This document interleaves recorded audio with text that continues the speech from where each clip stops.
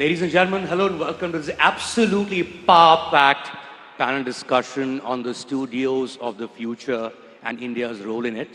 We could host an hour-long masterclass with each of these panelists on this subject itself.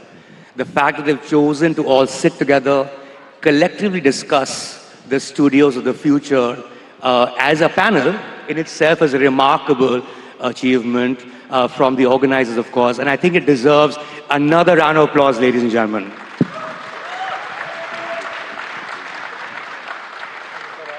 To give you a brief on what we're discussing, which is Indian cinema and film studios, it has an incredible history, isn't it? Most industries actually start from disorganized scratches and then move to more consolidated, organized setups. Indian cinema is the exact opposite in the sense that it actually started with deeply well-integrated studios that had control over distribution, exhibition, production. These were studios that had everyone from spot boy to the superstar of the times in their payroll. These were studios that made multiple films in a year. They had annual slates. And of course, I'm talking about the likes of Bombay Talkies, Imperial Studios, 40s, 50s, and all that. Yeah, and then there was, of course, there was a decline in the 40s, World War II onwards. So what really replaced that studio system was a more freelancer system, a star system where producers could spend their life's earnings trying to make one film, right? And of course, a lot of that has changed over time as well. And with America, and I'm going to start this conversation with Charles Roven. In America, of course, it's still 5 or 6 top studios that control the production line. You've been a producer, one of America's greatest producers over the last 40 years, Chuck. How do you think the American studio system has changed in all these years that you've been a filmmaker? Well, when I was fortunate enough to start making films, it was the early 80s. Well, I guess it was the early 80s when I actually got my first film made. I pretended to be a producer in the 70s. And back then, most of the studios were in a lot of trouble because they had been making movies with larger budgets, and many of them didn't work. Like the Cleopatra movie with Elizabeth Taylor and Richard Burton was a huge bomb for 20th Century Fox and almost went out of business. And Columbia Pictures also was having a lot of problems, and so they decided to make films with young filmmakers like,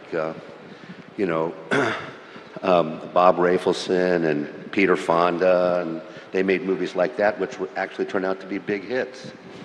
So one of the great things about the content creation business is that you have to be able to change your course, right?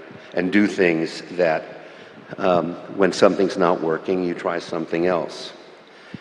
And the business itself, right, has gone through changes because when television came out, they talked about that was going to be the death of the theatrical experience.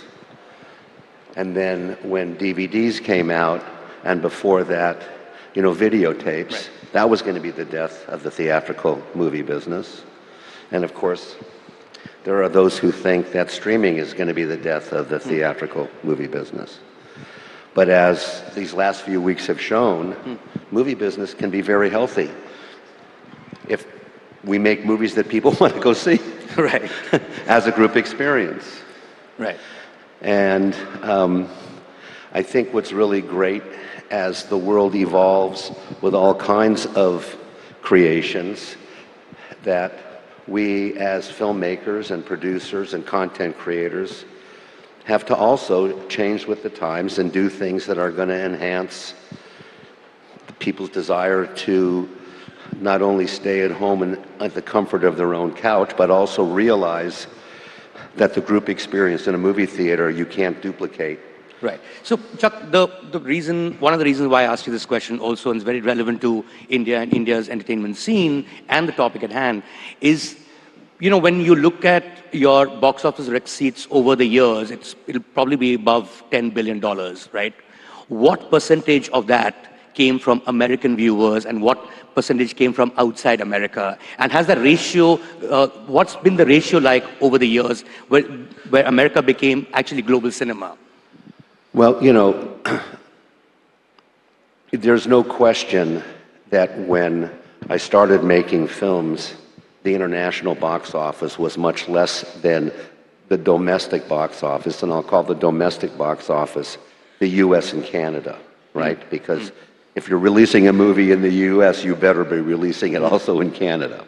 Back in the 80s, and I'm not saying this with any real knowledge, but the feeling was certainly over 50%, maybe even as high as 60% of the box office at that point in time was US or US and Canada.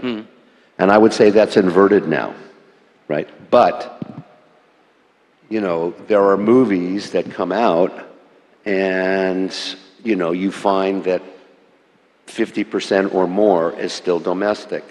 The first Wonder Woman, for example, even though it did over $800 million in worldwide box office, the box office was more 50-50 than 60 or 65-35. Right. But as a general rule, it's now somewhere between 60 It's an inverted situation.